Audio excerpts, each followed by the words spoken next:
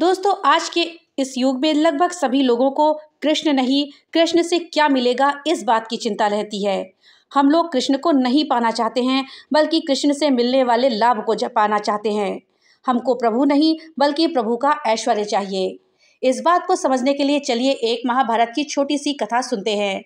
इस जानकारी के लिए वीडियो में हमारे साथ अंत तक बने रहिएगा, जिससे कि आपको सही और सटीक जानकारी प्राप्त हो पाए। तो चलिए वीडियो में आगे बढ़ते हैं।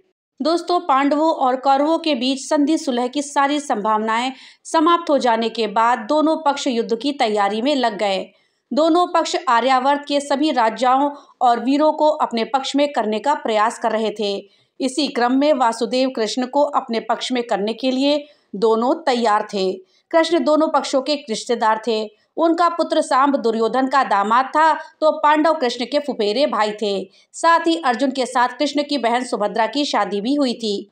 शकुनी की सलाह पर दुर्योधन द्वारिका कृष्ण की सहायता मांगने के लिए गया। संयोग से उस समय वासुदेव सो रहे थे, अतः वह उनके सिरहाने बैठ गया।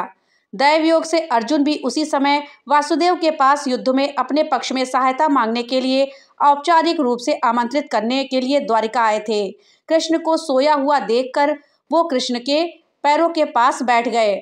सोकर जागते ही वासुदेव ने अर्जुन से पूछा कि अर्जुन, तुम कब और क्यों आए हो? उसी समय दुर्योधन ने कहा, माधव, मैं पहले आया हूँ। वासुदेव ने कहा कि कौन पहले आया है मैं नहीं जानता, लेकिन मैंने पहले अर्जुन को ही देखा है, अतः मेरी जानकारी में मैं उसे पहले आया मानूंगा। दोनों का उद्देश्य जानकर कृष्ण ने कहा कि मैं सहयोग दोनों को करूंगा, क्योंकि दोनों मेरे संबंधी हैं। एक तरफ मैं निशस्त्र रहूंगा और दूसरी तरफ मेरी नारायणी सेना रहेगी। चूंकि मैंने पहले अर्जुन को देखा है, इसलिए उसको मांगने का अधिकार मैं सबसे पहले देता हूँ। अर्जुन ने हाथ जोड़कर कहा, केशव, हमको आपकी नारायणी सेना की कोई आवश्यकता नहीं है, हमको तो बस आप चाहिए। ये सुनते ही दुर्योधन खुश हो गया और नारायणी सेना मिल जाने की खुशी में गदगद होकर हस्तिनापुर लौट कर आ गया। सनातन धर्म में आस्था रखने वाले या महाभारत के किरदारों में रुचि रखने वाले किसी भी व्यक्ति को दुर्योधन कहा जाए तो वो अत्यंत क्रोधित हो जाएगा, क्योंकि अपने को दुर्योधन के पास कोई भी व्यक्ति नहीं देखना चाहेगा। जनमानस में व्याप्त धारणा के कारण हर आदमी खुद को अर्जुन के पास ही अपने आप को रखना चाहेगा, लेकिन सोच किसकी है? सोच हमारी दुर्योधन की है। कृष्ण की पूजा आराधना करते समय कितने लोग हैं जो उनको पाना चाहते हैं? लगभग सभी को कृष्ण नहीं, बल्कि कृष्ण से क्या मिलेगा इसकी चिंता रहती है। हमको प्रभु नहीं, प्रभु का ऐश्वर्य चाहिए। मानसिकता है हमारी दुर्योधन, धृतराष्ट्र और शकुनी की, लेकिन हम बातें करते हैं कृष्ण, विदुर और अर्जुन की। सांसारिक सुखों की प्राप्ति के लिए हम छल छद्म किसी से भी परहेज नहीं करते हैं, लेकिन नित्य सदाचार, ईमानदारी, सत्यता की दुहाई देते रहते हैं।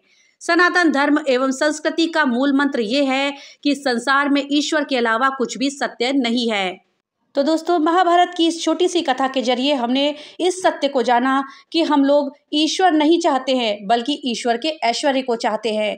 हम ईश्वर की आराधना तो करते हैं, पर उसको नहीं मांगते हैं, बल्कि हम ईश्वर से धन, ऐश्वर्य और ऐशो आराम चाहते हैं। लेकिन दोस्तों, हम ये भूल जाते हैं कि जिसके पास ईश्वर होगा उसके पास ये सब चीज़ें तो अपने आप ही आ जाएंगी। तो इसलिए दोस्तों, अब जब भी आप भगवान की पूजा करें तो आप भगवान को मांगे, ना ही धन दौलत ऐशो आराम को। दोस्तों, जानकारी आपको कैसी लगी हमें कमेंट बॉक्स में लिख करके जरूर बताइएगा। तो मिलते हैं अगली नई वीडियो के साथ, तब तक के लिए राधे राधे।